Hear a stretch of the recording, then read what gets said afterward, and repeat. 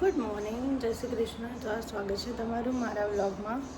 તો આજે હું તમને બતાવવા જઈ રહી છું મારા દિવસની એક ઝલક. તો સૌપ્રથમ થોડા ઘરના કામ કરીએ, પછી બનાવીએ નાસ્તો. ક્લિનિંગ થઈ ગઈ છે, ઓલ સેટ.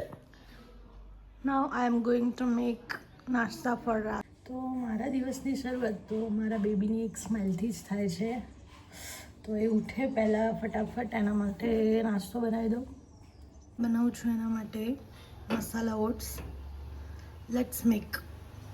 દિવસ કંઈક નવું શીખવે છે, જેમ કે ખાસ કરીને મને મમ્મી બનાવે પછી મને બહુ બધું શીખવા મળે છે. તો હું કંઈક આજે હેલ્ધી બનાવી રહી છું. મસાલા ઓટ્સ.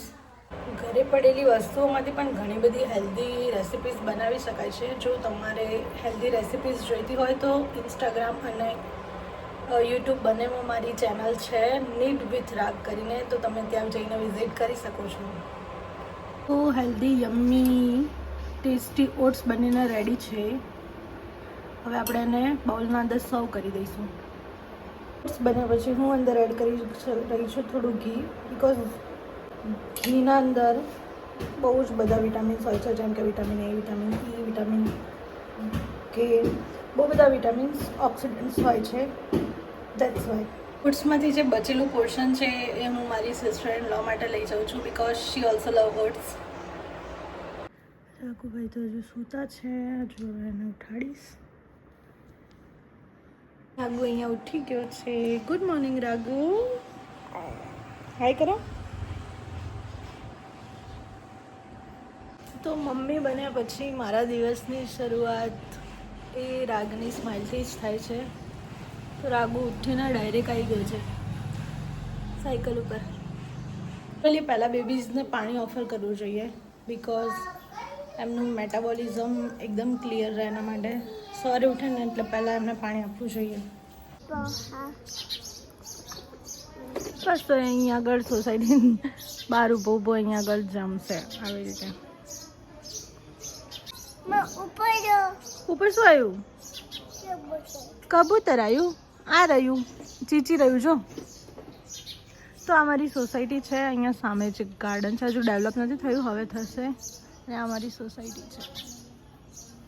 ના પૂછતો ઓટ્સ ખાવું છે? આપું? આ બાજુ, આ બાજુ. રાગો ઓટ્સ ખાવું છે? આપું?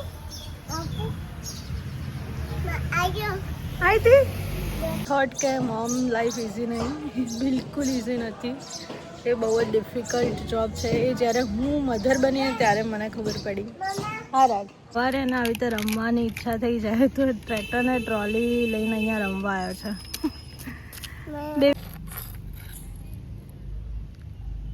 રાગ શું કરે છે? હા આમ જોતો, મમ્મા સામે જો.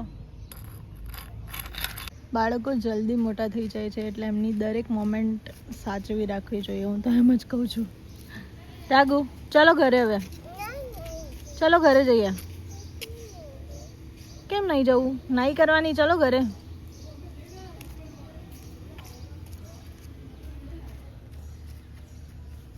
નાઈ તો એને રેડી થઈ ગયો છે. તો મિડ મોર્નિંગમાં મેં એને ઓફર કરી છે mango. Ala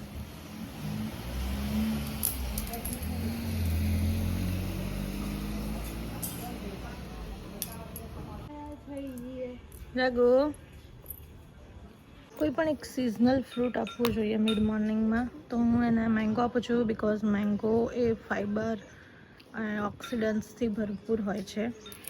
vitamin A, vitamin કે.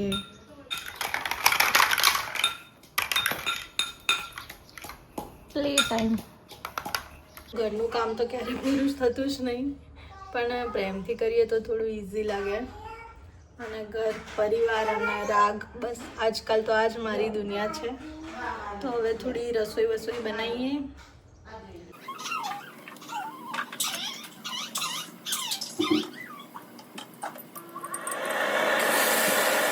એ છું મિક્સ સબ્જી અને રોટી. Very good. એક આપો. મેંગો આપો. Mango mango mango mango. આ શું છે? પાઇનેપલ. પહેલા મમ્મા પૂછે એવી રીતે આપવાનું. ચેરી આપો, ચેરી. ચેરી ક્યાં છે? ચેરી ઓલી બાજુ જો. આ રહ્યું ચેરી. વોટર લંચ ફિનિશ કરીને રેસ્ટ કરવા માટે આવી ગયા છીએ.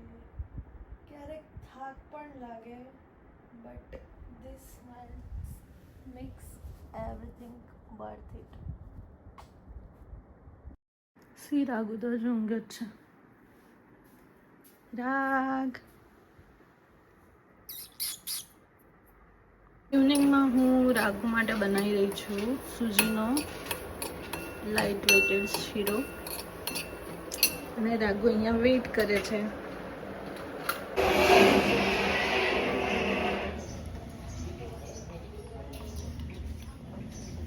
તો સાંજ થઈ ગઈ છે અને રાગુ અને હું અહીંયા બેઠા છીએ, ઇવનિંગ મોમેન્ટ એન્જોય કરીએ છીએ. રાગુ તું શું ખાય છે? પ્લમ. આમ જો કેવું છે પ્લમ. અમે લોકોએ ડિનર કરી લીધું છે. અમે લોકો હવે રાઉન્ડ મારવા જઈએ છીએ. બાય કર, બાય કર. અમે લોકો આવી ગયા છીએ નાનીના ઘરે. રાગુ ચાલ અંદર ફટાફટ ફટાફટ. જા જા જા. લોકો ઘરે આવી ગયા છીએ, ફ્રેશન અપ થઈ અને સુવાની તૈયારી કરીએ છીએ. જો તમને આવા વ્લોગ્સ ગમતા હોય તો don't forget two like my video, અને તમે મને કમેન્ટ કરીને જરૂર જણાવજો કે તમને કયો પાર્ટ સૌથી વધારે ગમ્યો. That's it for today's vlog. Thank you so much for watching. Ragu તો જો હજુ એ ઊંઘ્યો નથી, હજુ એને રમવું જ છે. 12 વાગ્યા છે. See you in my next vlog. Till then, stay happy, take care, and bye bye. Jai Shri Krishna.